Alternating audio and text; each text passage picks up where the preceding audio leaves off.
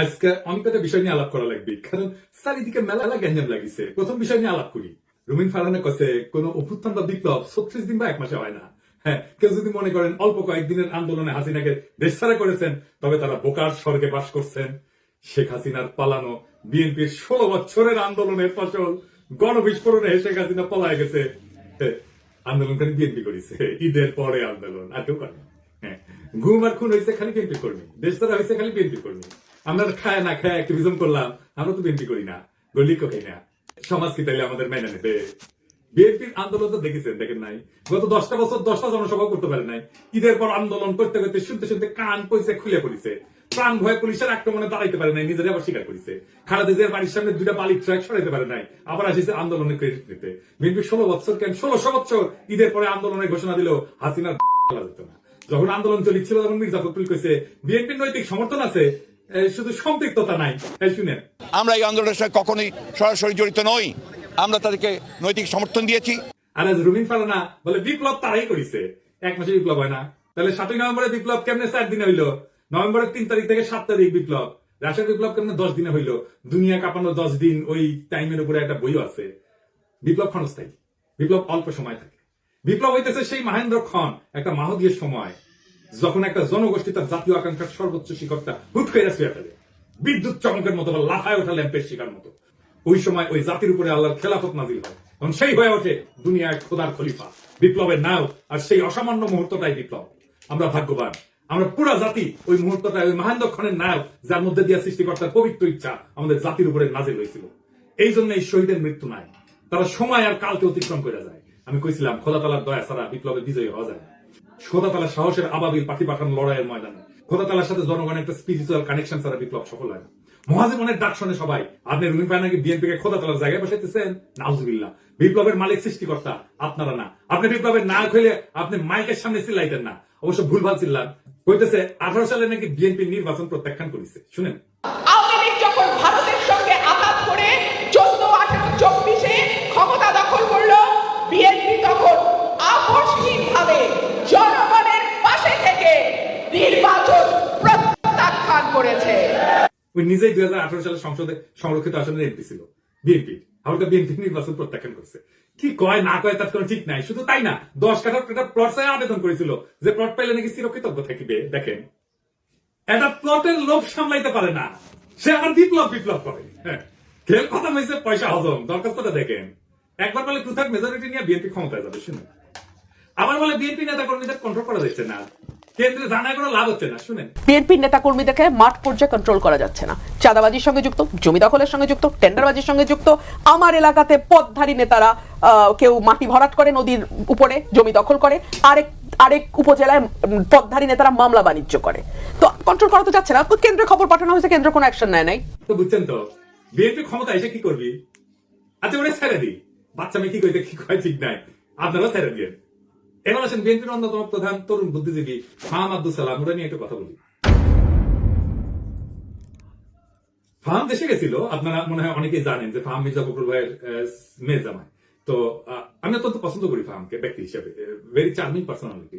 এই ফ্যাসি বিরোধী লড়াই তার অসামান্য ভূমিকা ছিল। সে আরবান এলিট যুবক তরুণদের এই লড়াইয়ের জন্য তৈরি করছে, সে একাই। আমি ভালো কথা বলে ফেললাম না। হ্যাঁ, বাংলাদেশে কারো সম্পর্কে ভালো কথা বলা খুব মুশকিল। যারা ফাহামকে পছন্দ করে না তারা গালাগালি করতে পারে, আর যারা ফাহামকে পছন্দ করে তারাও গালাগালি করবে। কিন্তু ও আসিছে এবার ফাহামের জনপ্রিয়তা দিয়া তোমার পয়েন্ট বাড়ানোর জন্য, পয়েন্ট খাওয়ার জন্য আসিছে। আর যদি কখনো ফার্ম গ্যাঞ্জাম করে, অ্যান্টি পিপল স্ট্যান্ড নেয়, তখন এসে বলবে দেখেছেন খুব তো তখন প্রশংসা করেছিলেন। যাই হোক, এটা বলে রাখলাম যে ফার্ম আমার এলাই না, এখন রাজনৈতিক মিত্র না। কারণ ফার্ম বিএনপি যে স্ট্যান্ড নিছে, যেটা আপল করে, সেটা করেও সম্পর্ক রাখা যায় ভিন্ন মতের মানুষের সাথে। কিন্তু ফার্ম সেটা রাখবে না বলে সিদ্ধান্ত নিছে, এটা কোনো সমস্যা নাই, অ্যাবসলিউটলি ফাইন। ফার্ম সম্পর্কে এত কথা বললাম যে আমাকে তাকে রেফার করে কথা বলতে হবে, সেই জন্যই বলে নিলাম। কারণ সেও বলছিল যে এই লড়াই যারা ছিল তারা তার ভাই দাদা বলছে, তো সেটা আমার তরফ থেকে এখন এটা বলে নেওয়াটা ভালো। তো ফান দেশে গেল, সেই সময় ছাত্রদের নিয়ে বসেছিল, বলছিল সম্ভবত একটা টিভি শোতে, যে ছাত্ররা বিএনপির সাথে এলাই করলে ভালো করবে, এটা তাদের বেটার সিকিউরিটি দেবে। স্বার্থের দিক থেকে তারা যদি বিএনপির সাথে অ্যালাইন করে, আমার মনে হয় যে তাদের ভবিষ্যৎ অন্য অপশন থেকে বেটার। 2 দিন আগেও লিখলো ফার্ম যে আওয়ামী লীগের মিছিল হচ্ছে বড়, এইটা আমরা নাকি একে অন্যকে অপমানিত করছি, তার ফল। হ্যাঁ, মাঝে মাঝে ফার্মের কথা শুনে হাসি। আচ্ছা ফার্ম, বিএনপি কি কাউকে সুরক্ষা দেওয়ার কথা বলা মানায়? আর বিএনপি কি কাউকে সুরক্ষা দিতে পারে? দিছে কখনো? এই সক্ষমতা কি বিএনপির আছে না ছিল? ক্ষমতা জিনিসটা কি? সেটা কিভাবে তৈরি হয়?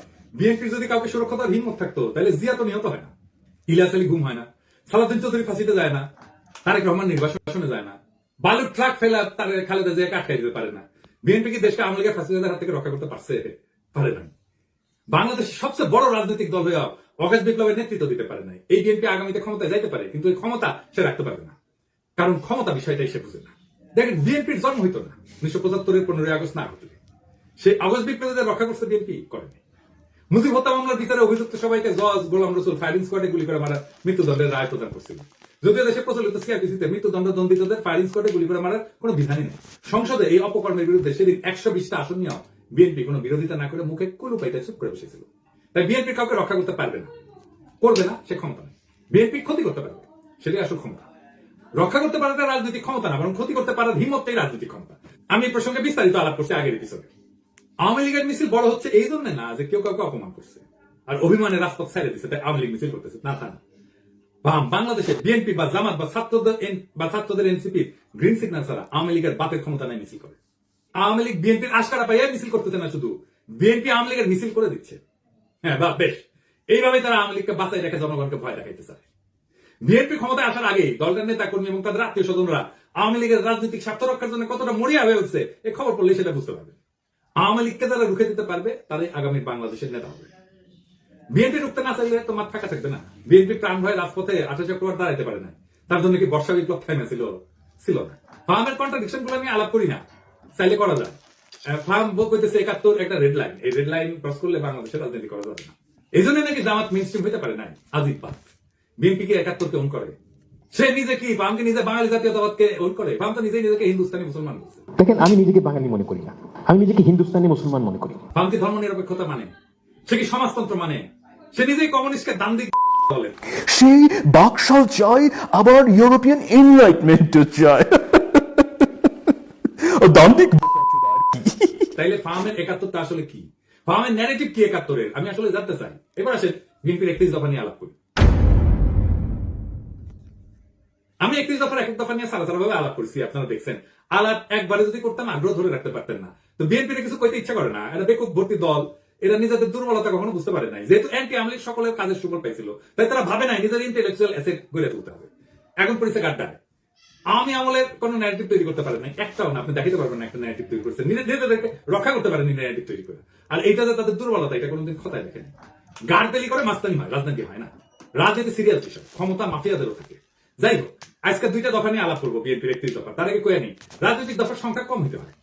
আমি চ্যালেঞ্জ দিয়ে বলতে পারি, বিএনপি স্ট্যান্ডিং কমিটি প্রত্যেককে আলাদা করিয়া 31 দফা লিখতে বলেন, পারবে না, একজনও লিখতে পারবে না 31টা দফা। আপনি বিএনপির কর্মী বা হন, নেতা হন, নিজে লেখেন, এটা এপিসোড বফ করে নিজে লেখেন, পারবেন না। আমি চ্যালেঞ্জ দিলাম, পারবেন না। আপনি নিজে যার রাজনীতি করাটাই কাজ, যে পারেন না নিজের দফাটা নিজে লিখতে, মনে রাখতে, পাবলিকের বাপের ধন কি সাপে খেয়েছে যে সে মনে রাখবে? তার ঠেকা পড়ছে। আসেন দেখি রাজনৈতিক কর্মসূচি অল্প দফায় কেন হইতে হয়, সেটা একটু আলাপ করি। 1 নম্বর কারণ সহজবোধ্যতা। অল্প দফা থাকলে জনগণ সহজে বুঝতে পারে কি দাবি করা হচ্ছে। বেশি দফা থাকলে মেসেজ জটিল হয়ে যায়, সেই জন্য সাধারণ মানুষের মনোযোগ হারানোর ঝুঁকি বাড়ে। 2 নম্বর, মোবিলাইজেশন সহজ হয়। কম দফা মানে একটা বা 2টা মূল দাবির পিছনে জনগণ জোরালো ভাবে ঐক্যবদ্ধ হইতে পারে, আন্দোলনের শক্তি বাড়ে। 3 নম্বর, কৌশলগত চাপ সৃষ্টি করা যায়। সরকার বা বিরোধী শক্তির উপর চাপ তৈরি করার জন্য স্পষ্ট এবং নির্দিষ্ট দাবি থাকা জরুরি। বেশি দাবি দিলে কোনো দাবি নিয়ে সুনির্দিষ্টভাবে চাপ তৈরি করা যায় না। গতি বজায় রাখা। কম দফার কর্মসূচি আন্দোলনের গতি এবং ফোকাস বজায় রাখে। লম্বা তালিকা মানে প্রত্যেকটা বিষয় আলাদা করে ব্যাখ্যা লাগবে, যা সময় ক্ষেপণ করে। 5 নম্বর হইতেছে সংবাদ মাধ্যমে সহজে প্রচার। মিডিয়া ছোট স্পষ্ট বার্তা প্রচার করতে পছন্দ করে। অল্প দফায় আন্দোলন সহজে শিরোনাম হয়। আমি এটা বললাম আন্দোলন এই কারণে, কারণ তারা কিন্তু 31 দফা আন্দোলনের সময় করছে, বিপ্লবের পরে করে নাই। সেজন্য আন্দোলনের কথা বললাম। আমাদের সফল আন্দোলনগুলো দেখেন, রাষ্ট্রভাষা বাংলা চাই 6 দফা।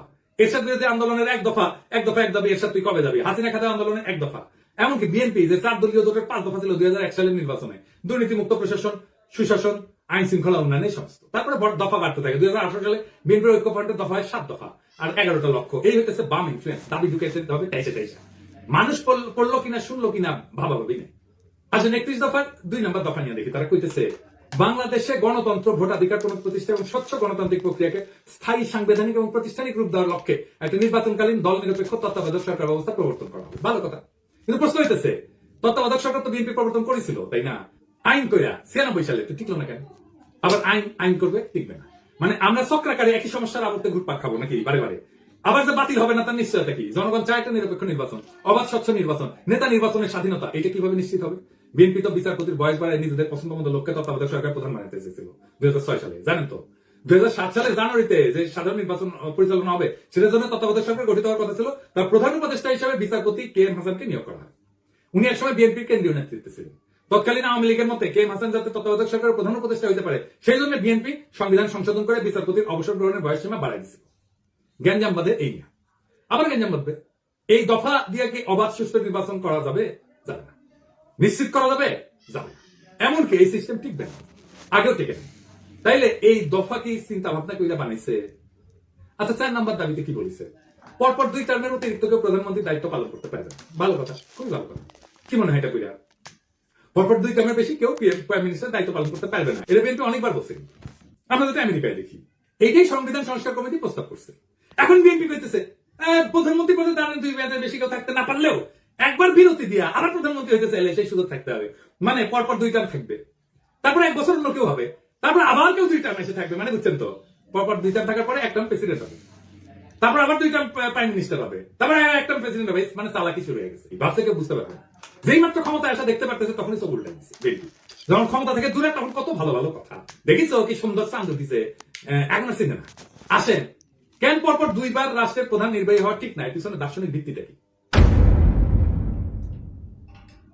পরপর 2 টার্ম রাষ্ট্রের নির্বাহী থাকা ঠিক না কেন? এর মূল উদ্দেশ্য হইতেছে 1 নম্বর ক্ষমতার অপব্যবহার রোধ করা। দীর্ঘ সময় ধরে একই ব্যক্তি ক্ষমতায় থাকলে স্বৈরতান্ত্রিক প্রবণতা তৈরি হয়, নিজের ক্ষমতা পাকাপোক্ত করতে শুরু করে, জনগণের বদলে নিজের দল বা নিজের শক্তিকে রক্ষা করে। একই জিনিস ঘটছে হাসিনার ক্ষেত্রে। 2 নাম্বার, নতুন নেতৃত্বের সুযোগ সৃষ্টি হয় না। নিয়মিত নেতৃত্বের পরিবর্তন মানে নতুন চিন্তা, নতুন দৃষ্টিভঙ্গির আগমন। 3 নাম্বার, রাষ্ট্রীয় প্রতিষ্ঠানের স্বাধীনতা রক্ষা। একজন দীর্ঘদিন ক্ষমতায় থাকলে বিচার বিভাগ, নির্বাচন কমিশন, পুলিশ ইত্যাদি তার হাতে জিম্মি হয়ে যেতে পারে, যেটা হাসিনার আমলে হয়েছিল। 4 নাম্বার, গণতন্ত্রের প্রাণবন্ততা বজায় রাখা। জনগণ যাতে মনে করে রাষ্ট্র তাদের, কোন ব্যক্তির না, এই অনুভূতি বজায় রাখা দরকার। এবং দীর্ঘকালীন শাসনের বিদ্রোহ কিন্তু অবশ্যম্ভাবী হয়ে ওঠে। কারণ ক্ষমতা কেন্দ্রীভূত হয়ে পড়ে। যখন এক ব্যক্তি বা গোষ্ঠী দীর্ঘদিন রাষ্ট্রের নেতৃত্ব থাকে তখন তারা সমস্ত শক্তি নিজেদের হাতে কক্ষিগত করে। আইনের শাসন দুর্বল হয়, বিচার ব্যবস্থা পক্ষপাতদুষ্ট হয়, সেনাবাহিনী প্রশাসন ব্যক্তি বিশেষের গোলাম হইয়া পড়ে। জনগণের স্বাভাবিক চাহিদা, ন্যায় বিচার, সমান অধিকার, জীবনের নিরাপত্তা এই সমস্ত পদদলিত হয়। একই জিনিস আমরা দেখছি হাসিনার আমলে। এই যে ঘটনা, এটা তাত্ত্বিক ভিত্তি কি যে কেন প্রধান নির্বাহী বেশি দিন থাকতে পারবে না? তাত্ত্বিকভাবে এটা দাঁড়ায় আছে কয়েকটা বড় চিন্তার উপরে। 1 নম্বর হচ্ছে ডেমোক্রেটিক রোটেশন, বা এটাকে বলা যেতে পারে গণতান্ত্রিক চক্র। জন লক, মন্তেস্কু এই দার্শনিকরা বলছিলেন ক্ষমতা স্বাভাবিকভাবে দুর্নীতির দিকে ধাবিত হয়, তাই নিয়মিত ক্ষমতার হাত বদল জরুরি। আরেকটা তত্ত্ব হচ্ছে ন্যাচারাল ডিকে অফ পাওয়ার, মানে ক্ষমতার স্বাভাবিক ক্ষয়। টকভিল উনি বলছেন একজন নেতা যত বেশি সময় ক্ষমতায় থাকে তত সে জনগণের আসল চাহিদা থেকে বিচ্ছিন্ন হয়ে পড়ে। আর 3 নম্বর হইতেছে জেনারেশনাল রিনিউয়াল, নতুন প্রজন্মের আবির্ভাব তত্ত্ব। রাষ্ট্রের সেবা করার সুযোগ নতুন নেতৃত্বকে দিতে হবে, না হলে রাষ্ট্র সময়ের সাথে সাথে পিছায় যাবে। যদি একজন নেতা 2 মেয়াদে চালায় যায়, তারপর 1 টার্ম বিরতি নিয়ে আবার প্রার্থী হয়, তাহলে মূল উদ্দেশ্য ব্যাহত হয়। কেন ব্যাহত হয়? 1 নম্বর, ক্ষমতার নেটওয়ার্ক নষ্ট হয় না, যেটা তৈরি হয়েছিল। যে নেতা টানা 2 মেয়াদ চালাইছে তার সময়কালে প্রশাসন, বিচার বিভাগ, পুলিশ, মিডিয়া, ব্যবসায়ী গোষ্ঠী সব স্তরে স্তরে অনুগত এক ধরনের নেটওয়ার্ক তৈরি হয়। 1 টার্ম বিরতিতেও এই নেটওয়ার্ক বেঁচে থাকে, সক্রিয় থাকে। এখন দেখতেছেন না, এখনো হাসিনার লোকজন প্রশাসনে আছে। তো উনি যখন আবার প্রার্থী হয় এই শক্তিগুলো তাকে সুবিধা দেয়, ফলে নতুন প্রতিদ্বন্দ্বিতা বা নতুন নেতৃত্বের সুযোগ প্রকৃত অর্থে হয় না। 2 নম্বর, জনগণের মনস্তত্ত্ব পাল্টায় না। নেতার ব্যক্তি পূজা বা জনপ্রিয়তার মিথ ভেঙে যেতে সময় লাগে। মাত্র 1 মেয়াদের বিরতি তার ভাঙার জন্য যথেষ্ট না, ফলে পুরনো প্রভাব বজায় থাকে। মানুষ মনে করে ওই লোকটাই আবার ফিরে আসবে।